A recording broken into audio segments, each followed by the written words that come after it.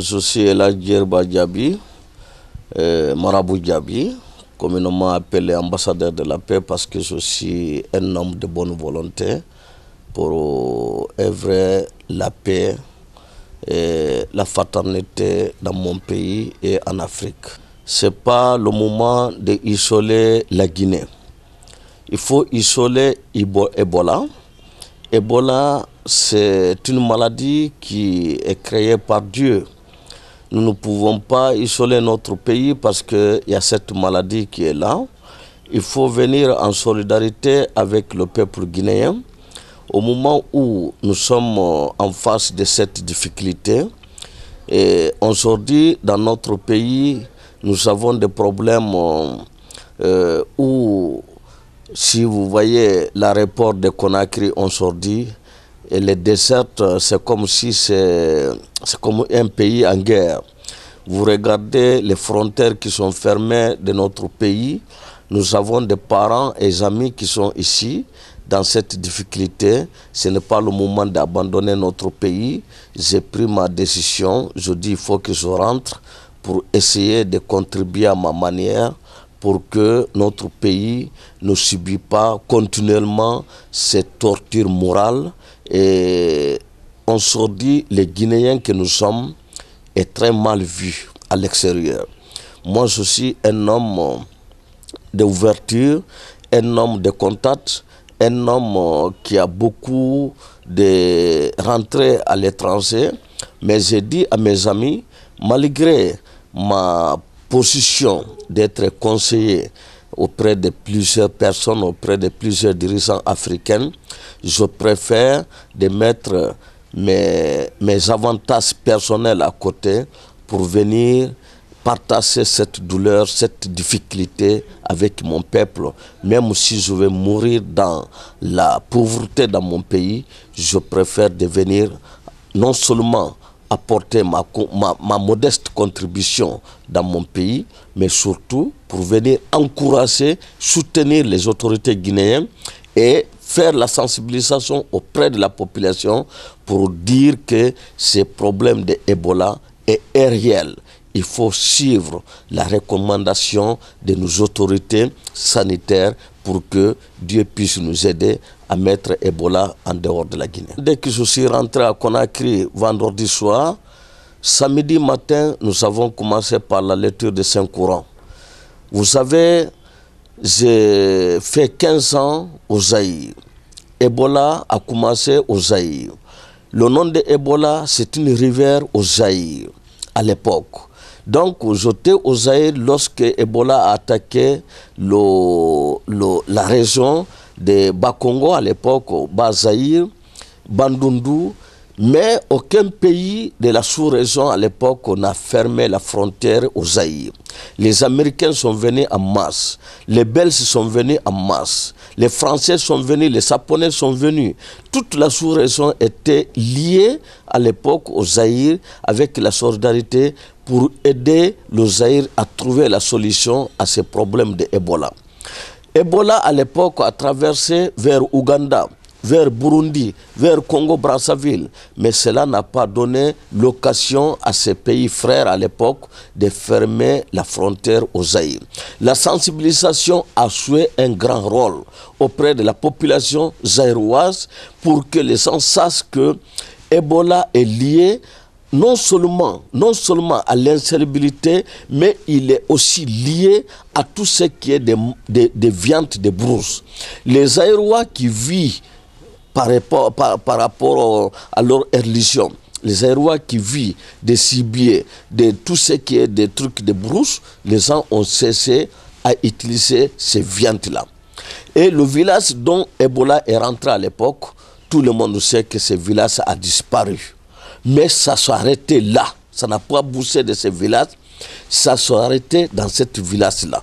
Mais pourquoi c'est nous, aujourd'hui, Ebola qui a commencé à la frontière de quelque part, je ne sais pas où, vers Libéria, qui peut venir jusqu'à Telmile. Telmile à combien de kilomètres de Libéria? Ça veut dire qu'il y a la mauvaise volonté quelque part. Il y a l'indisponibilité quelque part.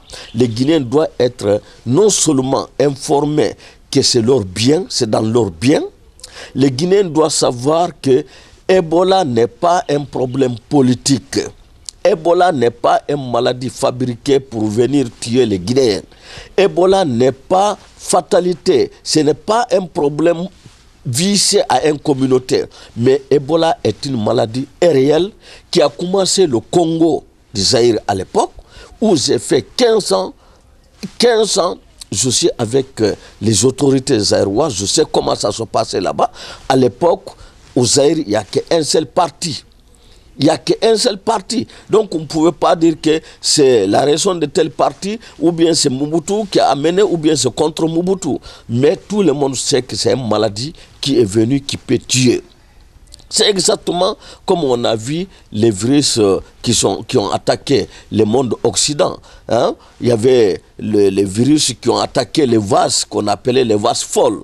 Il y avait les virus qui ont attaqué les poulets qu'on a vus. Il y avait des virus qui ont attaqué même des laits en Chine. Mais comme le message s'est bien passé, il y avait tellement de sensibilisation dans le bon sens, les gens ont compris, ces maladies ont été stoppées net. Ce n'est pas parce qu'ils sont plus forts que nous, ce n'est pas parce qu'ils ont plus de moyens que nous, c'est parce qu'ils sont disciplinés. Les Guinéens, cette discipline doit régner dans notre pays pour que la haine, la souffrance puisse vraiment quitter notre pays. Tant qu'on n'est pas discipliné avec nous-mêmes, on va continuer à souffrir. Moi, je continue ma sensibilisation. Dès après-demain, vendredi, je suis à Kindia. Je partirai à Kindira, je vais réunir les gens à Kindia, nous allons faire la lecture de Coran. C'est notre force. Moi, je suis un marabout. Je ne suis pas un commerçant, je ne suis pas un homme d'affaires. Ma force, c'est la lecture de Coran et faire des sacrifices. Le sacrifice que nous faisons, ce n'est pas pour faire la fête. Quand on voit, on est en train d'immoler des bœufs, les machins, ce n'est pas pour faire la fête. Mais prenons exemple sur le prophète Abraham. Dieu l'a aidé, Dieu l'a béni, il lui a donné l'enfant qu'il a demandé à Dieu. Mais en contre, Dieu lui a dit, offre-moi quelque chose. Il dit, qu'est-ce que je vais t'offrir, mon Dieu? Il dit, offre-moi un bélier. Voilà, donc le sacrifice est demandé par Dieu lui-même. Offre-moi un bélier pour que je te bénisse et je bénisse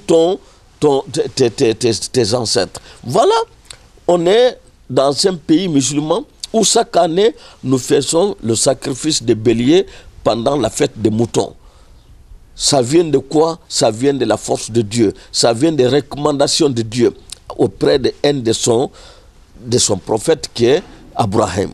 Donc aujourd'hui, si nous immolons les moutons, les bœufs, les massins, c'est pour que, à la place des hommes, le sang que nous versons puisse aller vers les morts, vers nous vivants, pour que, au lieu que les sangs guinéens continuent à couler dans ces pays, que les béliers ou les moutons ou les vaches prennent la place de nous Guinéens. Voilà pourquoi, et là, Djerba Diaby, partout où je pars, je verse le sang pour que ce sang puisse remplacer le sang guinéen. Alors, aujourd'hui, nos autorités sont là, ils se battent. On leur voit le président de la République, toutes nos félicitations en tant que l'homme de la paix. Je le félicite de tout ce qu'il fait. Je le dis en toute sincérité parce qu'il faut aimer ton pays pour vraiment faire ce que le gouvernement, ce que le président de la République est en train de faire. Mais je exauce en même temps nos dirigeants africains, nos dirigeants guinéens. Il ne faut pas oublier le sacrifice. Le sacrifice est important. Si vous voyez qu'on dit le sacrifice, vous partez aux États-Unis, on vous dit sacrifice. Vous partez en Europe, on vous dit sacrifice. Même dans l'Assemblée nationale française, on dit faisons le sacrifice pour que ceci, cela. Ce n'est pas pour rien. Donc, quand il y a certains malheurs comme celui-ci, il n'y a que l'évocation, les sacrifices qui peut nous aider. Ce n'est pas seulement à sensibiliser, on peut continuer à sensibiliser, mais allons vers le Dieu et demandons la grâce de Dieu, demandons la force de Dieu en faisant de telle sorte que les Guinéens qui sont en train de mourir puissent arrêter parce que nous n'avons assez. La Guinée a tellement souffert, on ne mérite pas ces souffrances. Vous savez, Ebola n'est pas politique. Ebola, comme je vous le dis, ce n'est pas fatalité, c'est la volonté de Dieu. C'est Dieu qui a amené cette maladie. Et le maladie ne connaît pas, Sénégalais, le maladie ne connaît pas, Guinéen, le maladie n'a pas de frontières. Si le maladie peut avoir les frontières, il ne peut pas évoluer en Espagne, il ne peut pas évoluer en Amérique, il ne peut pas évoluer sur le sol français. C'est très loin de la Guinée. La Sénégal, à combien de kilomètres de la Guinée? Moi, je suis de Koundara. Entre Koundara et Sénégal, il y a combien de kilomètres? Alors, je me dis, il ne faut pas polémiquer pour rien. Il faut isoler le malade de Ebola. Il faut isoler Ebola lui-même, mais on ne peut pas isoler un pays ami comme la Guinée. Entre la Guinée et le Sénégal, entre la Guinée et le Côte d'Ivoire, entre la Guinée et la Sierra Leone, Libéria, le Mali, la Guinée-Bissau. Mais qu'est-ce qui nous dit français de ces pays-là? Le prophète Mohammed sallallahu alayhi wa sallam avec ses compagnons, ça a été dit quelque part, lorsqu'il y a une maladie contagieuse, il faut éviter le mouvement de la population. Je suis d'accord avec ça. Il faut contrôler le mouvement de la population. Je suis d'accord avec ça. Mais fermer la frontière, je ne suis pas d'accord. On ne peut pas fermer la frontière à un pays frère, à un pays ami dont vous partagez la même culture, vous partagez la même sensibilisation. Quand on sensibilise au Sénégal, c'est comme si on est en train de sensibiliser les Guinéens. Alors, à mon avis, ce problème de Ebola finira. Bientôt, ça va finir. Mais nos relations avec le Sénégal, avec les pays voisins, ne finira jamais parce que c'est Dieu qui nous a unis. Alors qu'on ne se sert pas de ces problèmes de Ebola pour créer des difficultés entre les peuples sénégalais et les peuples guinéens. Peut-être il peut y avoir quelque part un problème personnel, politique, je ne crois même pas, entre le président Macky Sall et le président Alpha Condé. C'est des hommes qui se connaissent bien. Ils ont eu à échanger plusieurs fois. J'ai vu les interviews du président Alpha Condé. Alors, à mon avis, cela ne doit pas être un polémique qui peut diviser le peuple sénégalais au peuple guinéen. Alors, qu'est-ce que je demande à nos frères? Qu'est-ce que je demande à nos peuples sénégalais, ivoiriens et autres? C'est d'ouvrir la frontière guinéenne avec leur pays sans délai pour que les deux peuples qui vivent en paix depuis des siècles continuent à vivre en paix. Parce que nous divisons aujourd'hui dans cette malheur, on ne sait pas où ça va frapper le lendemain. Nous avons accueilli ici les Libériens, les Sierra Leonais, les Bissau-Guinéens. La Guinée n'a jamais fermé sa frontière pendant que ça souffre dans ces pays-là. Et alors on se dit, Ebola n'a pas de fusil. Ebola n'est pas là avec des canons pour tirer sur les gens. Ebola n'est pas là avec les avions pour bombarder. Ebola, c'est Dieu qui l'amène. C'est Dieu qui sait où il peut l'arrêter.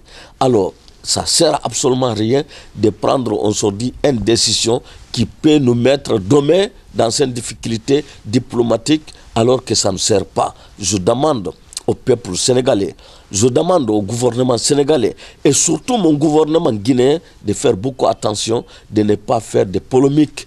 Nos frères et amis sénégalais comprendront que s'ils sont vraiment croyants, que la Guinée n'a pas fabriqué ces maladies. La Guinée n'a pas le moyen de fabriquer une maladie qui s'appelle Ebola. C'est Dieu qui nous a amenés et c'est Dieu qui va nous enlever ces Ebola dans notre pays.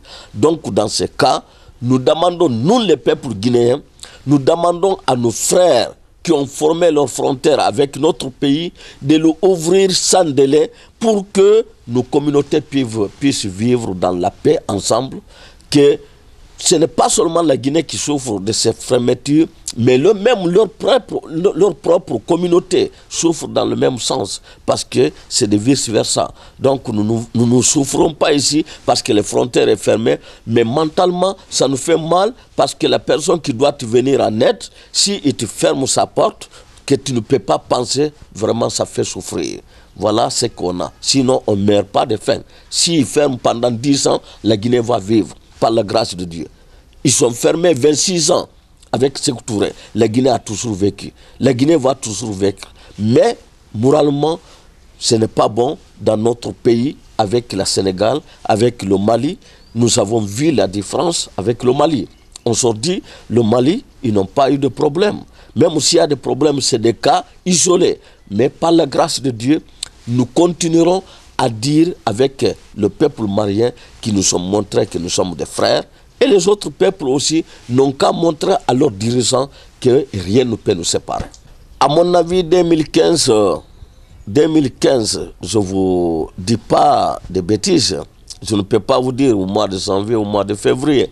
Mais 2015, si la sensibilisation continue dans le bon sens, la Guinée va déclarer la fin de Ebola. Nigeria, ça fait plus de 130 millions d'habitants. Mais puisque la discipline était là, la sensibilisation a été bien renforcée. Aujourd'hui, le Nigeria a déclaré la fin de Ebola. La Guinée ne fait pas 12 millions, 10 millions. Pourquoi la Guinée ne peut pas vaincre Ebola? Le Zaïre, ça fait 75 millions d'habitants. Et ça a été commencé là-bas. Il y a eu 75 morts au Zaïre. Mais maintenant, ils ont déclaré Ebola fin. Donc, pourquoi pas la Guinée?